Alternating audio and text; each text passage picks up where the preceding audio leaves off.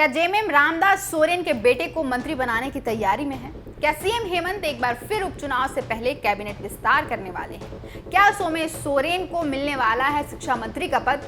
बात करेंगे इसी तरह के तमाम सवालों पर आज के इस वीडियो में। नमस्कार, जोहार, मेरा नाम है अवंतिका और आप देखना शुरू कर चुके हैं खबर मंत्र लाइव। झारखंड में घाटशिला उपचुनाव को लेकर चर्चाएं तेज हो गई है। घाटशिला उपचुनाव में जेएमएम बीजेपी के बीच कांटे की टक्कर होने वाली है। उपचुनाव की तैयारियों के बीच सीएम हेमंत सोरेन बड़ी योजना बनाने में लगे हुए हैं। मुख्यमंत्री हेमंत सोरेन विधानसभा उपचुनाव का अपना पुराना सफल फॉर्मूला एक बार फिर से आजमाने की तैयारी में है। यानी सीएम हेमंत दिवंगत रामदास सोरेन के परिवार से किसी को उपचुनाव से पहले मंत्री पद देने की योजना में है। खबरों की माने तो पितृपक्ष के बाद कैबिनेट विस्तार करने की योजना बनाई जा रही है। दिवंगत मंत्री रामदास सोरेन के पुत्र सोमेश सोरेन को मंत्री पद देकर घाटशिला विधानसभा उपचुनाव में उतारने की योजना है। इसी बीच स्वर्गीय रामदास सोरेन के परिवार ने सीएम हेमंत सोरेन से मुलाकात की। इस दौरान स्वर्गीय रामदास सोरेन की पत्नी सूरजमणि सोरेन, बड़े पुत्र सोमेश सोरेन, रोबिन सोरेन, रूपेश सोरेन, भतीजा विक्टर सोरेन व परिवार के अन्य सदस्य मौजूद रहे।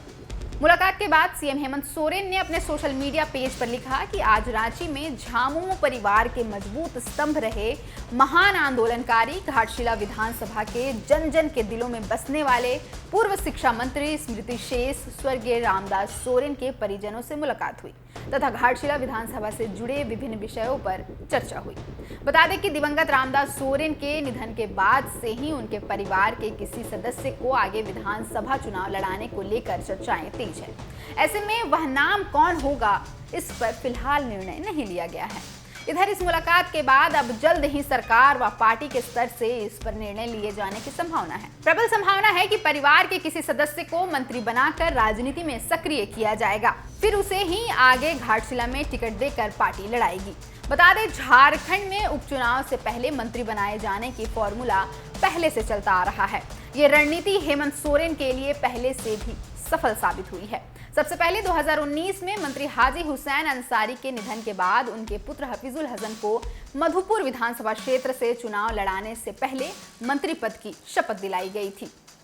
हफीजुल ने उपचुनाव जीतकर विधायक बनने के साथ ही कैबिनेट में अपनी जगह मजबूत की। इसी तरह पूर्व मंत्री जगन्नाथ महतो के निधन के बाद उनकी पत्नी बेबी देवी को मंत्री बनाकर डुमरी विधानसभा उपचुनाव में उतारा गया। बेबी देवी ने भी यह चुनाव जीता और विधानसभा में अपनी सीट बरकरार रखी।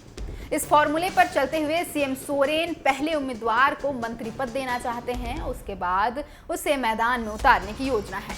घाटशिला उपचुनाव की बात करें तो रामदास सोरेन के असमय निधन की वजह से घाटशिला विधानसभा सीट खाली हो गई है। यहाँ उपचुनाव होना है, झामुमो के साथ सहानुभूति जुड़ी हुई है, तो दूसरी ओर भाजपा यह साबित करने में जुटी है कि हेमंत सरकार आदिवासी विरोधी है। सूर्या हांसदा एनकाउंटर और रीम्स 2 के मुद्दे को आदिवासी अत्याचार से जोड़कर प्रोजेक्ट किया जा रहा है।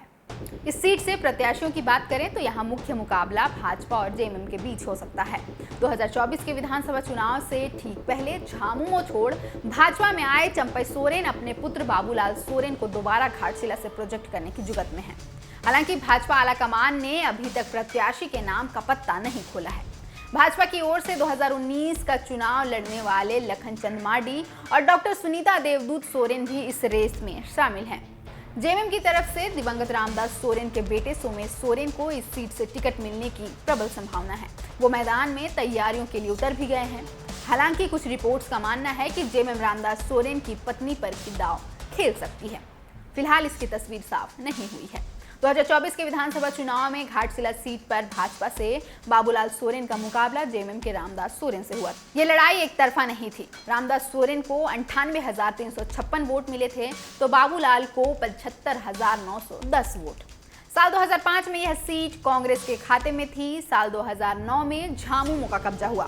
फिर 2014 में यह सीट भाजपा के खाते में गई। पिछले 2 चुनाव से इस सीट पर झामुमो का ही कब्जा है। अब 2025 के उपचुनाव में ये सीट किस पार्टी के पास रहेगी, इस पर सबकी निगाहें टिकी है।